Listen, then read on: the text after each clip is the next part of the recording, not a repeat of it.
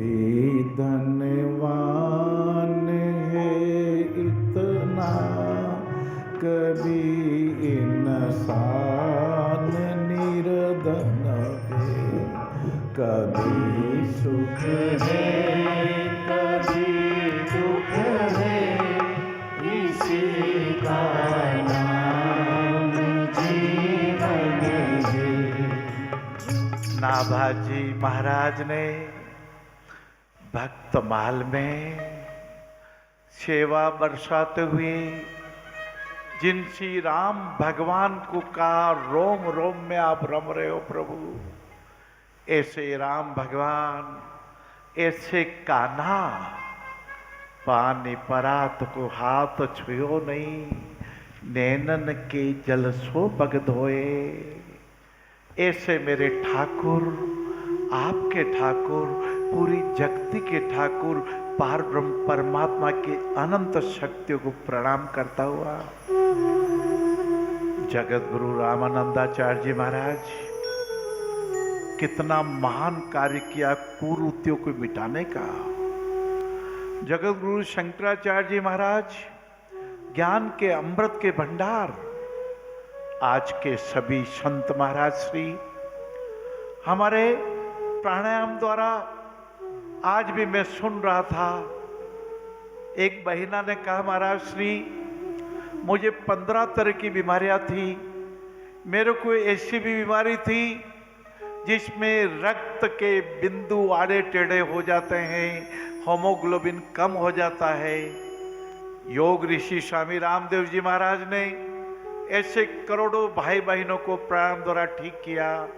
नाभाजी महाराज की कृपा जब होती है, तो मैं जब सीढ़ियों से चढ़ रहा था, गौरी लक्ष्मी माता जी के दर्शन होते हैं, अपनी भतीजी को गोद में लिए हुए पूछ रही थी, बाबूजी बाबूजी मेरे देवर जी का स्वर्गवास हो गया बाबूजी, ये भतीजा और मेरा बेटा अंतर ही कहाँ है, मेरे भतीजे को चला दीजिए।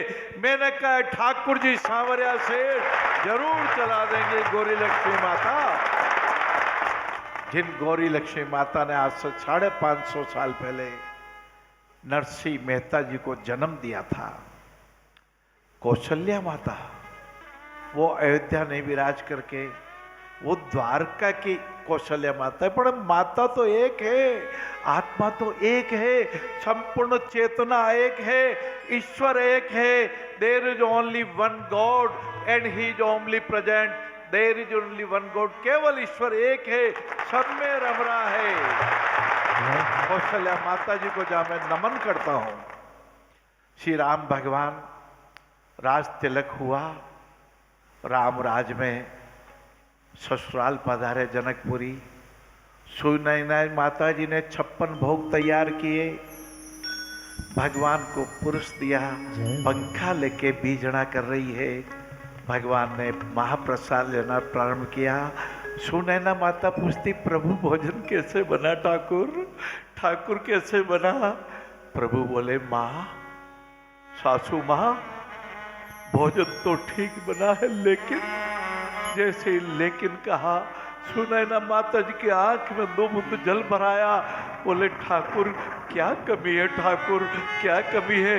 बोले माँ कमी कुछ नहीं है, मुझे सबरी माँ की याद आ गई भैया, मुझे सबरी माँ की याद आ गई। ये नाभाजी महाराज की कथा जगाने की कथा है, ये नाभाजी महाराज की भक्तमाल जागृत करने की कथा है, रोम रोम में अंकुरण पैदा करने की कथा है। नाभाजी महाराज ने यही लिखा भक्तमाल में। अरे चंदन का बाग मिल गया, राजा ने आपको चंदन का बाग दे दिया दया करके। 10 साल बाद राजा ने सोचा अब तो बहुत पैसे वाला हो गया होगा, बहुत सुखी हो गया होगा, बहुत धनवान हुआ होगा। केवल धनवान नहीं, गुणवान भी हुआ होगा।